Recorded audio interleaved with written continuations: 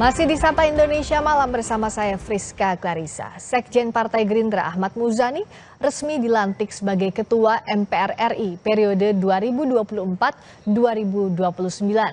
Sebagai Ketua MPR, Muzani nantinya akan didampingi 8 wakil Ketua MPR. Prosesi pelantikan dan pengucapan sumpah serta janji jabatan dipandu oleh Ketua Mahkamah Agung Muhammad Syarifuddin.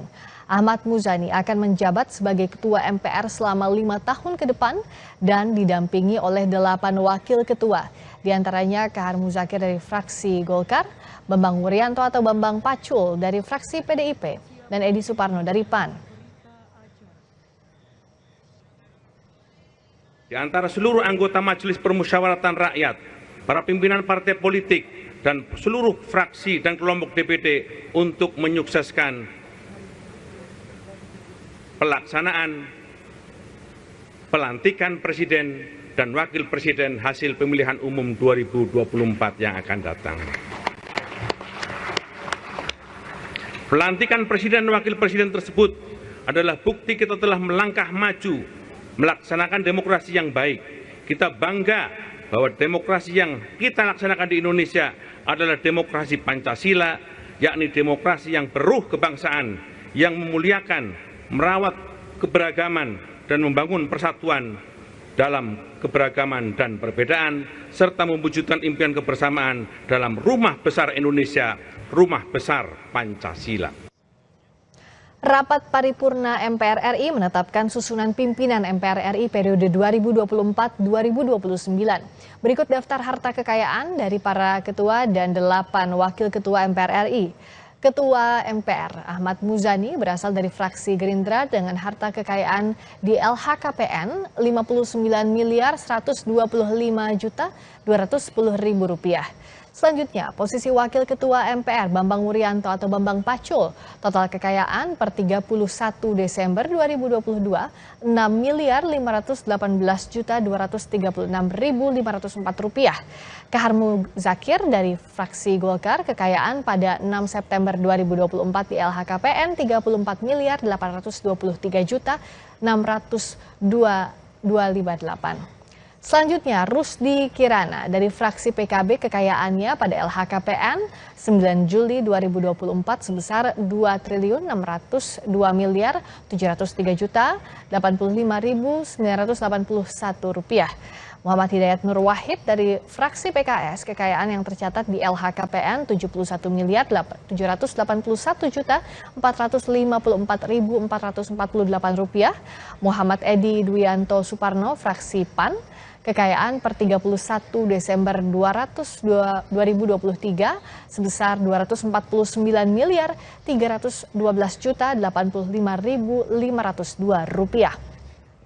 Selanjutnya, Edi Baskoro Yudhoyono dari fraksi Demokrat, kekayaan yang tercatat di LHKPN 31 Desember 2023 sebesar Rp317.437.606.540. Lestari Murdiat dari fraksi Partai Nasdem dengan kekayaan di LHKPN per 31 Desember 2023 Rp49.853.853.531. Lalu Archandra Akbar Supratman berasal dari DPD, kekayaan per 13 Agustus 2024 Rp12.141.803.127.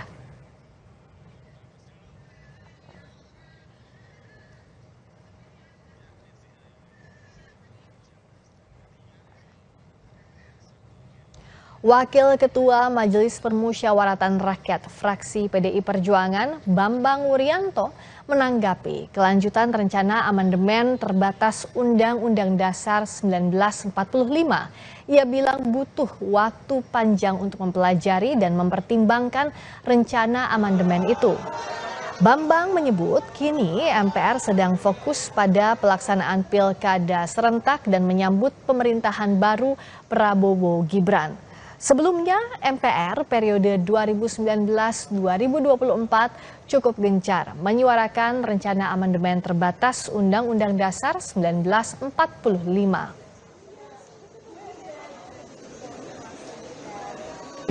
Itu sekarang fokus dulu ke pelantikan dulu dan pembentukan kabinet, pilkada serentak, kan begitu nih. Ada sisinya.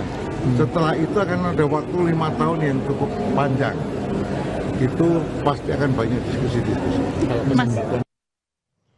Majelis Permusyawaratan Rakyat periode 2024-2029 sudah dilantik. Lalu apa saja program kerja MPR yang baru? Apakah akan melanjutkan wacana amandemen Undang-Undang Dasar 1945? Kita bahas bersama Wakil Ketua MPR RI dari fraksi Partai Keadilan Sejahtera, Hidayat Nur Wahid. Assalamualaikum warahmatullahi wabarakatuh. Selamat malam, Pak Hidayat. Waalaikumsalam warahmatullahi wabarakatuh. Selamat malam dan selamat malam semua pemirsa Kompas TV yang saya hormati. Selamat malam Pak Hidayat. Kalau bicara soal MPR sudah terbentuk formasi pimpinannya, program 5 tahun ke depan ini apa prioritasnya dalam waktu dekat? Pertama, kalau terkait dengan program tentu kami harus rapat bersama dulu ya Mbak ya. Kita rapat pimpinan untuk menentukan program kita 5 tahun yang akan datang apa. Karena pasti ini bukan program pribadi, ini pasti program institusi. Tapi kami MPR pada periode 2024-2029 ini mendapatkan berbagai katakanlah warisan begitu ya atau rekomendasi dari MPR pada periode 2019-2024. Ada beragam butir yang sesungguhnya bisa menjadi program untuk tahun 2024-2029. Misalnya yang mereka rekomendasikan terkait dengan payung hukum bagi PPHN. PPHN itu dulu adalah GPHN. Nah, kemarin kami di 2019-2024 sudah menyiapkan sangat rinci terkait dengan PPHN ini. Tinggal lagi menyepakati payung hukumnya apa. Apakah kalau payung hukumnya adalah undang-undang, atau payung hukumnya adalah TAP MPR, atau payung hukumnya adalah Undang-Undang Dasar, berarti memerlukan adanya amandemen terhadap Undang-Undang Dasar. Ada lagi rekomendasi terkait dengan mengkaji wacana dan atau tuntutan publik yang semakin luas, semakin banyak terkait dengan amandemen terhadap Undang-Undang Dasar. Ada beragam jenis tuntutan di sini. Ada amandemen terbatas seperti yang tadi dibahas dengan Mas Bambang Pacul gitu ya. Tapi ada juga amandemen yang bahkan menyeluruh menginginkan untuk kembali kepada Undang-Undang Dasar 45 yang asli. Nah, ada juga kawan-kawan dari DPD juga menginginkan amandemen terkait dengan penguatan peran DPD. Banyak juga menginginkan agar MPR kembali menjadi lembaga tertinggi negara tanpa harus kemudian menghadirkan pemilihan presiden dari MPR, tetap kepada rakyat. Jadi banyak agenda tentang amandemen yang perlu dikaji dengan serius oleh MPR pada periode 2024-2029. Ya memang kalau sekarang kami masih dalam proses konsolidasi awal gitu ya tentang pimpinan MPR yang baru dengan program-program yang akan kami sepakati. Tapi jelas sekali kalau memang arahnya kepada amandemen karena memang Undang-Undang Dasar kita ini setelah diamandemen umurnya sudah 22 tahun lebih, Mbak. Jadi saya kira sudah wajar lah kalau kemudian ada beragam evaluasi terhadap hasil amandemen yang lalu. Dan bila memang memerlukan amandemen, maka bagusnya itu diperlukan 2 hal. Pertama ada momentum, dan nomor 2 di awal masa jabatan MPR. Karena kalau sudah di tengah akhir, kita sudah akan nanti fokusnya kepada pemilihan umum, pemilihan presiden, pemilihan pilkada untuk periode yang akan datang. Nah, Pak Hidayat, soal amandemen Undang-Undang Dasar 45 secara terbatas ini kan sudah dibahas juga di periode sebelumnya, tapi tidak jadi dibahas karena memang butuh waktu yang lama. Nah, dalam periode ini, kalau tadi kata Pak Hidayat, harus dibahas di awal. Tapi bagaimana untuk menjawab juga kekhawatiran publik, berbagai juga akademisi, agar tidak disisipkan misalnya untuk menghapuskan pemilihan langsung, atau misalnya mengembalikan presiden menjadi mandataris dari MPR. Ini bagaimana menjaga kerangka ini, Pak Hidayat? Ya, pertama Undang-Undang Dasar kita hasil perubahan ini menegaskan bahwa kedaulatan ada di tangan rakyat, pasal 1 ayat 2. Dan karenanya rakyat yang berdaulat ini, yang diberikan kedaulatan oleh MPR, betul-betul harus mengawasi dan harus mengawal gitu ya, jangan sampai kekhawatiran tadi terwujud. Saya sepakat bahwa beragam hal yang tidak sesuai dengan prinsip reformasi harus tidak diulangi terjadi dalam konteks amandemen. Nomor 2, untuk amandemen ini juga ada aturannya, Mbak. Nggak setiap orang mau amandemen kemudian terjadi amandemen. Ada pasal 37 ayat 1 dan 2. 3 dan 4 ya. Di situ disebutkan tentang syarat-syarat terjadinya amandemen. Harus diusulkan oleh sekurang-kurangnya sepertiga anggota MPR. Diusulkan secara tertulis dihadiri dalam rapat paripurna oleh sekurang-kurangnya 2/3, sekurang-kurangnya 2/3 2/3 ya. DPR. Disetujui oleh sekurang-kurangnya 50% bersatu. Jadi memang ini tidak mudah. Tetapi kalau memang ada keseriusan untuk melakukan amandemen, apapun bentuknya, itu memang pertama usulan tadi harus memenuhi syarat dulu gitu ya. Kalau ternyata tidak ada yang mengusulkan atau usulannya hanya wacana-wacana di media, di demonstrasi, di seminar, ya itu tidak akan bisa menjadi amandemen. Jadi memang syarat awal terpenuhi amandemen diusulkan oleh sepertiga anggota MPR dan itu jumlahnya tidak kurang dari 240-an anggota MPR begitu ya. Dan itu tentu bukan jumlah yang sedikit. Oke, ini bukan jumlah yang sedikit, tapi tidak ada yang mustahil kalau ada kesepakatan. Artinya lobby politik juga pasti kan akan berjalan di belakangnya, Pak Hidayat. Sejauh ini konstitusi tidak mengenal politik, Mbak. Konstitusi ada aturan-aturan yang rigid. Betul, itu setuju soal itu. Karena kan konstitusional sendiri. Mengubah konstitusi tidak semudah itu. Tadi makanya ada syarat-syarat yang saklek di situ. Tapi pembahasan partai politik soal amandemen Undang-Undang Dasar 45 dari anggota MPR sebelumnya, tentu Pak Hidayat juga sangat hatam untuk itu. Seperti apa sejauh ini untuk amandemen terbatas? Ya, pertama Undang-Undang Dasar sebelumnya memang tidak mengenal tentang syarat yang rigid tadi. Di dalam Undang-Undang Dasar yang asli, yang Undang-Undang Dasar 45 sebelum perubahan itu, hanya disebutkan pasal 37 hanya disebutkan dilakukan oleh anggota MPR, di forum MPR, dan tidak disebutkan jumlahnya berapa, bagaimana mekanisme. Sehingga kemudian terjadilah amandemen pada periode reformasi itu dengan cara yang demikian luar biasa, amat sangat banyak gitu ya. Kalau untuk di zaman reformasi ini pada waktu saya menjadi ketua MPR tahun 2004-2009 yang lalu, itu sudah pernah ada usulan yang melampaui sepertiga, yaitu terkait dengan penguatan DPD. Tetapi kemudian ternyata usulan DPD yang tadinya didukung oleh Partai Demokrat, ternyata Partai Demokrat tidak jadi mengusul. Padahal kami setelah melihat bahwa ini sudah memenuhi syarat awal, kami sudah siap-siap untuk kemudian menindaklanjutinya pada fase atau tahap berikutnya. Tapi ternyata kemudian Partai Demokrat menarik usulan sehingga syarat awal itu tidak bisa terpenuhi sehingga amandemen tidak bisa dilaksanakan. Nah, terkait dengan amandemen terbatas tadi, sampai hari ini pada waktu kami mimpin MPR di periode 2019-2024, nggak ada juga usulan resmi gitu ke MPR untuk amandemen terbatas, nggak ada, Mbak. Itu baru wacana di partai politik gitu ya, dan mewacanakan dan amandemen terbatas. Tapi usulan resmi ke MPR, apalagi yang memenuhi syarat minimal sepertiga, nggak ada. Tidak ada satupun usulan ke MPR yang memenuhi syarat minimal sepertiga anggota MPR. Oke. Kalau rekomendasi MPR periode sebelumnya seperti yang tadi disampaikan Pak Hidayat Nur Wahid, khusus untuk amandemen Undang-Undang 1945 ini sejauh mana yang masuk mata rekomendasi? Kalau yang masuk rekomendasi pimpinan MPR adalah secara umum, pertama secara umum adalah terkait dengan mengkaji isu terkait dengan tuntutan amandemen. Jadi ini perlu kita kaji sehingga MPR mempunyai kesiapan bila kemudian ternyata ada usulan yang memenuhi syarat minimal sepertiga. Nomor dua, yang juga sudah menjadi wacana yang sangat kuat di MPR adalah hadirnya PPHN. Diperlukan payung hukum. Nah, kalau payung hukum itu sampai pada tingkat amandemen, maka MPR sudah harus siap. Tetapi untuk kemudian melaksanakan itu semuanya, sekali lagi syarat minimal sepertiga anggota MPR itu belum ada yang mengusulkan sampai hari ini. Kalau untuk wacana pemilihan langsung dan tidak langsung, ini sempat dibahas atau tidak di periode sebelumnya?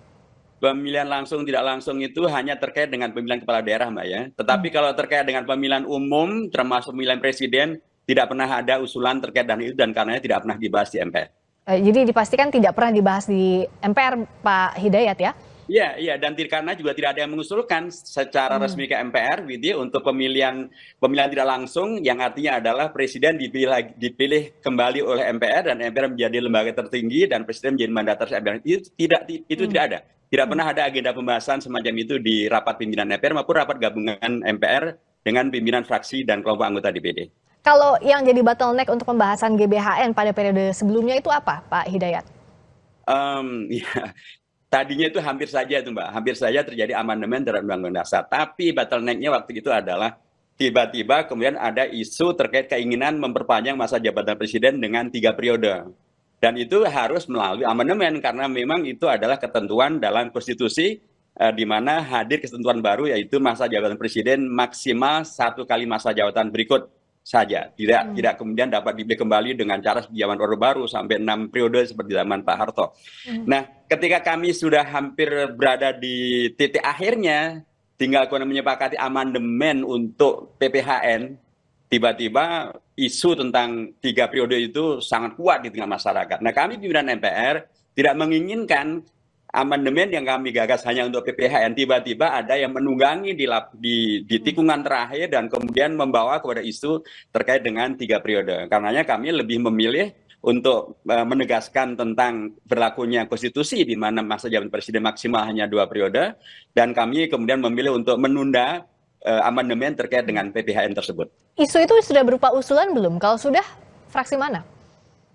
Kalau usulan formal memang juga belum. Tetapi ketika kemudian semua mayoritas mutlak, ya, mayoritas saya tidak mengatakan semua, tapi mayoritas mutlak partai atau fraksi sudah setuju, maka itu kemudian untuk pengusulannya ya tinggal faktor teknis saja. Karena secara prinsip idenya sudah disetujui, dan kemudian fraksi-fraksi tentu dengan anggota-anggotanya akan dengan mudah memenuhi syarat minimal sepertiga itu. Tetapi memang belum ada pengusulan resmi dari fraksi-fraksi. Tetapi ketika kemudian itu menjadi keputusan, maka pastilah akan dengan mudah itu bisa dipenuhi. Artinya memang kalau bicara soal amandemen Undang-Undang Dasar 1945 yang ada di urutan paling atas tata urutan perundang-undangan, itu kan harus hati-hati Pak Hidayat. Jangan sampai misalnya saat dibahas, tiba-tiba di tikungan ada yang menunggangi amandemen terbatas meskipun terbatas judulnya, ini bisa saja melebar pada praktiknya. Nah itu bagaimana menyiapkannya, bagaimana fungsi pengawasan untuk ini, agar amandemen terhadap konstitusi jikalau digulirkan, itu masih dalam batasan koridor tidak bertolak belakang dengan semangat reformasi. Ya, pertama kami di MPR ada namanya Badan Pengkajian. Ada juga komisi namanya Komisi Kajian Ketatanegaraan. Ini 2 badan dan komisi yang mengawal agar semua kajian-kajian kita termasuk terkait dengan amandemen tidak keluar dari koridor. Tidak keluar dari koridor reformasi, tidak keluar dari koridor konstitusi, dan artinya harus memenuhi ketentuan dasar dalam konstitusi maupun juga semangat reformasi itu sendiri. Nah, badan ini bekerja dengan efektif, Mbak. Ada pimpinannya, ada anggotanya, termasuk juga anggota Komisi Kajian Ketatanegaraan itu terdiri dari para senior mantan anggota MPR yang sudah mempunyai pengalaman sangat panjang di MPR. Sekarang mereka tidak lagi ada di MPR, mereka berada di luar MPR, itu artinya mereka menyerap aspirasi masyarakat setiap harinya, sehingga dengan demikian maka kesatu paduan kajian antara badan kajian dan badan pengkajian dan komisi kajian ketatanegaraan itu akan bisa menjadi satu pagar yang saya kira cukup bagus ya untuk membentengi agar amandemen itu nanti bila dilaksanakan tidak melebar kemana-mana, tidak menjadi liar, tidak terulang seperti pada zaman reformasi dahulu, tapi betul-betul terukur sesuai dengan ketentuan konstitusinya dan sesuai dengan kemaslahatan rakyat dan masyarakat. Dalam koridor tentu adalah konstitusi dan reformasi itu. Oke, termasuk juga soal peran masyarakat. Jikalau amandemen ini dibahas, akankah diakomodasi Pak Hidayat dan bagaimana jalurnya? Ya pasti, seperti kalau bab itu sih sesungguhnya mekanismenya sangat terbuka ya, karena pada hakikatnya tadi saya katakan di depan bahwa Undang-Undang Dasar pasca perubahan itu di pasal 1 ayat 2 tegas menyebutkan bahwa kedaulatan ada di tangan rakyat dan dilaksanakan sesuai dengan konstitusi. Nah, rakyat yang berdaulat tentu baik mereka sebagai pribadi maupun sebagai kelompok tentu nanti melalui panitia ad hoc yang akan dibentuk oleh MPR bila ada agenda amandemen, pastilah mereka akan membuka pintu untuk menerima masukan atau aspirasi, atau bahkan mereka sendiri yang akan kemudian melakukan safari begitu ya, ketemu dengan kelompok masyarakat yang berbeda di beragam daerah di Indonesia, atau melalui anggota Badan Pengkajian maupun Komite Kajian Ketatanegaraan yang terdiri dari perwakilan seluruh fraksi dan seluruh partai, seluruh kelompok anggota DPD, dan itu artinya adalah mereka bisa jadi mewakili seluruh daerah di seluruh Indonesia. Mereka masing-masingnya bisa menjadi pintu untuk kemudian terjadinya kanalisasi terhadap aspirasi dari masyarakat. Saya pasti akan menuntut begitu ya, agar MPR yang akan datang bila akan melakukan amandemen betul-betul berlaku transparan, konstitusional, melibatkan masyarakat secara masif, secara maksimal, supaya kemudian kekhawatiran itu terjawab dan tidak terulang lagi amandemen seperti pada era reformasi yang kemudian dalam tanda kutip banyak pihak merasa tidak terwakili atau banyak pihak merasa kecewa. Karena jangan sampai misalnya pelibatan publik ini hanya semata-mata formalitas, karena Pak Hidayat tentu juga mendengar bagaimana dalam pembahasan undang-undang, meskipun ini konteksnya di DPR, membahas revisi undang-undang, publik dilibatkan tapi pada akhirnya keputusannya kembali lagi tidak diakomodasi kepentingan publik. Nah, apalagi ini untuk konstitusi yang akan jadi termin jangka panjang untuk amandemen ini, Pak Hidayat. Ya, pertama pimpinan MPR sekarang terdiri dari perwakilan dari seluruh partai dan juga bahkan DPD gitu ya. Saya yakin partai-partai ini mempunyai konstituen dan sekaligus mereka juga mempunyai idealisme. Jadi saya yakin di antara kami sendiri akan terjadi check and balance dan sekaligus juga saling menguatkan, saling mengawasi, saling kemudian mengingatkan begitu Mbak. Jadi secara prinsip hal itu akan menjadi sikap dasar kami dan dengan sikap itu maka kami akan kemudian tidak akan melakukan apa yang kemudian terjadi yang mengecewakan itu, kemudian seolah didengar padahal ternyata tidak dengar. Tentu saja akan terjadi dialog, akan terjadi beragam forum untuk kemudian terjadi kajian terhadap materi yang akan diamandemen, argumentasinya apa, kepentingannya apa, begitu ya. Dan sekalipun tentu saja ya kita juga harus objektif ya karena isu di tingkat masyarakat ini kan juga sangat beragam Mbak ya. Sebagian yang beragam itu juga belum tentu konstitusional. Sebagian yang beragam itu belum tentu juga sesuai dengan semangat reformasi. Jadi itu bagian-bagian yang saya kira memang memerlukan kajian bersama dan dialog terbuka dan kami siap untuk itu. Termasuk bagaimana fungsi check and balances-nya misalnya dalam pemilihan ketua MPR kemarin Pak Muzani yang dipilih berdasarkan musyawarah dan mufakat yang biasanya kursinya Golkar. Di belakang layar seperti apa Pak Hidayat? Dan apa yang akan jadi dampak ke depannya? Ya, kita mengetahui bahwa orientasi umum yang sedang berlaku adalah musyawarah mufakat gitu ya. Musyawarah mufakat yang kemudian itu berlaku semenjak disepakatinya undang-undang tentang MD3 tidak dilakukan perubahan. Sehingga dengan demikian maka komposisi pimpinan DPR sudah tetap gitu ya seperti sebagaimana dalam undang-undang tentang MD3 itu. Nah, musyawarah ini rupanya tidak hanya berhenti di tingkat DPR, ternyata itu juga berlanjut di tingkat MPR juga gitu ya. Dan itulah yang kemudian terjadi di mana kemudian Golkar karena memang dalam pemilihan pimpinan MPR tidak ada ketentuan seperti pemilihan ketua DPR. Dalam pemilihan pimpinan DPR itu jelas sekali teks daripada undang-undang MD3-nya menyatakan bahwa ketuanya adalah pemenang pemilu. Otomatis pemenang pemilu adalah PDIP. Sedangkan untuk pemilihan ketua MPR memang tidak ada kata-kata pemenang pertama atau pemenang kedua atau pemenang ketiga. Tapi di sana kemudian disebut tentang mekanisme pemilihan. Boleh jadi adalah voting bila tidak mencapai musyawarah mufakat, tapi bila musyawarah mufakat ya itulah yang kemudian menjadi keputusan. Nah, sepertinya kemarin itu musyawarah mufakat untuk kemudian menjadikan Pak Muzani yang ada sekjen Partai Gerindra menjadi ketua umum ketua MPR. Dan kita tidak mendengar komplain dari Golkar. Gitu. Oke. Dan berikutnya bagaimana pembahasan amandemen Undang-Undang Dasar 1945 ini dinantikan. Dan tadi seperti janjinya Pak Hidayat harus ada pelibatan publik di sini agar betul-betul matang prosesnya. Terima kasih Pak Hidayat Nur Wahid, Wakil Ketua MPR dari fraksi Partai Keadilan Sejahtera. Selamat malam. Assalamualaikum warahmatullahi wabarakatuh. Selamat malam, terima kasih. Waalaikumsalam warahmatullahi wabarakatuh. Berikutnya saudara, 10 tahun pemerintahan Jokowi, bagaimana capaian infrastruktur dalam satu dekade ini dan sejauh mana pembangunan infrastruktur ini memberikan efek terhadap perekonomian dalam negeri? Kita bahas usai jeda bersama Liviana Charlisa di Sapa Indonesia Malam.